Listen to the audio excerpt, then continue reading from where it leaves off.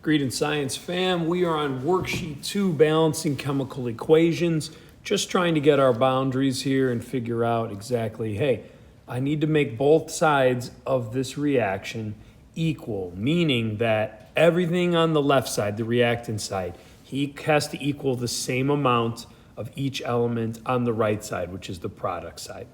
So if you take a look at this one, again, this one has one lone oxygen by itself. Now, I don't mean one oxygen like there's only one, there's O2, but notice that the oxygen is not connected to any other type of element. So because of that, I'm gonna leave oxygen for the end to balance because I can put any number there to balance it out. So when I balance this, I'm gonna go in the order of carbon, hydrogen, then oxygen. So let's start. There's 6 carbon here, there's only 1 carbon here. So if I put a 6 here, that is now going to give me my 6 carbons on both sides. But don't forget that that 6 also multiplies to the 2 oxygen. So now I have 12 oxygen over here. Sorry for the poor penmanship. Let me rewrite that a little bit. Maybe I'll make this a little bit thinner too. Maybe that'll help. Okay, there we go. So there's now 12 oxygen underneath. Now remember, I'm going to leave oxygen for last. So even though I know how many oxygen I have, don't forget there's oxygen right here too. So let's just leave that for the end. I now have 6 hydrogens on this side, only 2 hydrogens on this side. So to get 6 hydrogens, I'm going to multiply by 3. 3 times 2 will give me 6 hydrogens. So now my hydrogens are balanced and so are my carbons. Both sides have 6 carbons and 6 hydrogens. Now don't forget this 3 distributes to this oxygen and gives me 3 oxygen. So if you take a look, there's 3 oxygen and 12 oxygen on the product side, which means there's a total of 15. So what times 2, because I have 2 oxygen here, would give me 15 oxygen? Well, 8 times 2 is 16, 7 times 2 is 14, so it must be between 14 and 15. So that means, almost wrote 14 or 15, that's not gonna work. 7.5 times 2 actually gives me 15. Wow. All right, well, I'm balanced, but here's the problem. I can't leave my answer as 7.5. So let me fill in the rest of everything here. I'm gonna put a 1 right there. And now, even though everything's balanced, do you remember the trick? We did it when we had our first balancing equations worksheet. We're gonna double everything so that 7.5 becomes a whole number. So I'm gonna double 1 and make it 2. I'm gonna double 7.5 and make it 15. I'm gonna double 3 and make it 6. I'm gonna double 6 and make it 12. Now that I did that, now everything is still balanced, but now all of the coefficients are whole numbers, which is exactly what we want. So there you have it. Now it's balanced out, 2, 15, 6, and 12. But those are about as tough as they get. But if you're not, patient and you don't leave oxygens for last, this can become a bit of a headache. So we'll get used to and identifying those a little bit better. Those are called combustion reactions. All right, but let's carry on. Our next balanced equation here, or at least we're going to try to balance it. We split it down the middle. Notice that you have a ionic compound that has a polyatomic. So notice sulfate, SO4, is in there. Notice it's also over here as well. So when you have a sulfate or a polyatomic ion that doesn't break apart at all, you can leave it in parentheses and treat it like one big piece of the puzzle. That way you don't have to individually break it apart. So that takes a little practice to get used to, but let me talk about what I mean. So right here, you have 2 whole sulfates. Notice the 2 after the parentheses. Right here, you only have 1 sulfate in total. So if I put a 2 here, that 2, of course, is going to go to the sodium and make 4 sodiums. But that 2 is also going to go to this entire SO4. So I'm going to have 2 sulfates, which balances out with the 2 sulfates on the other side, the reactant side.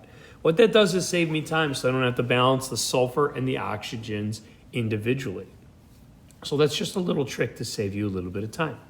Now, I have 4 sodiums on this side, so let me make 4 sodiums on this side by putting a 4 over there. But remember, this 4 coefficient now also makes 4 iodines. So I have to make sure I have 4 iodines over here, which I do, great. And the only thing I haven't balanced yet is lead Pb, which is great. 1 and 1 is balanced. So now that I have that, I've got blank spots. I can put a 1 if I want or leave them blank, either way. And now I have 4, 1, 1, 2, where everything is balanced out. You don't believe it? Go ahead and recheck everything, all right? 4 sodiums, 4 sodiums, 4 iodines, 4 iodines, 1 lead, 2 sulfate, 2 sulfate. We're good to go. We're nice and balanced. All right, that one is a tough one looking at first too because there's so many variables going on. And of course, there's that polyatomic we're not quite used to yet.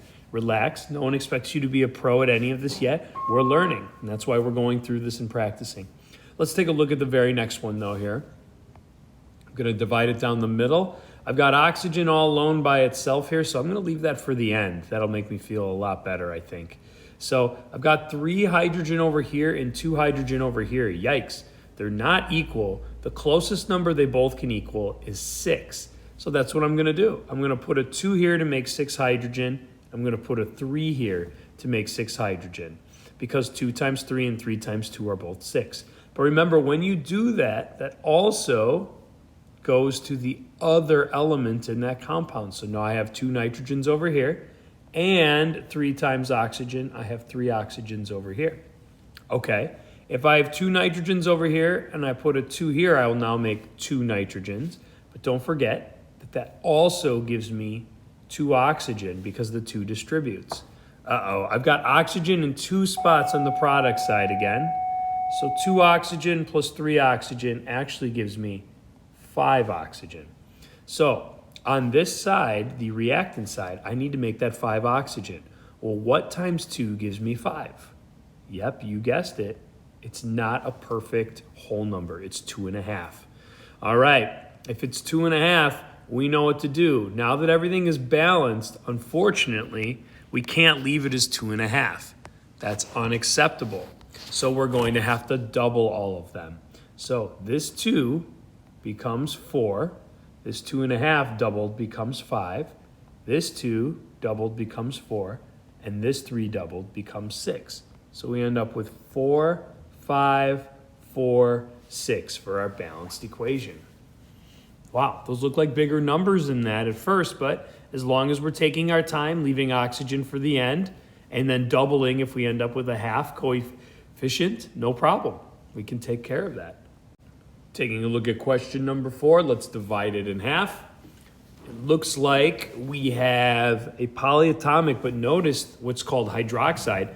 It isn't found on the reactant side at all. So that means, unfortunately, we're going to have to split this apart. Remember that 3 distributes to both. So that means I have 3 oxygen and 3 hydrogen. Keep that in mind when I'm balancing it out. Notice I've got oxygen in 2 spots. Yikes. Okay, well, that can get confusing. So I think I'm going to leave oxygen for last and hope that it kind of works itself out. So let's see if that's the case. Let me take a look. I've got 1 iron and 2 iron here. So I'm going to have to double this in order to make 2 iron. But remember, when I put the 2 there, I also double the oxygen and the hydrogen. So now, instead of 3 oxygen, I really have 6 oxygen. And now that I had 3 hydrogen and doubled it, I now have 6 hydrogen. So that changed things up a little bit.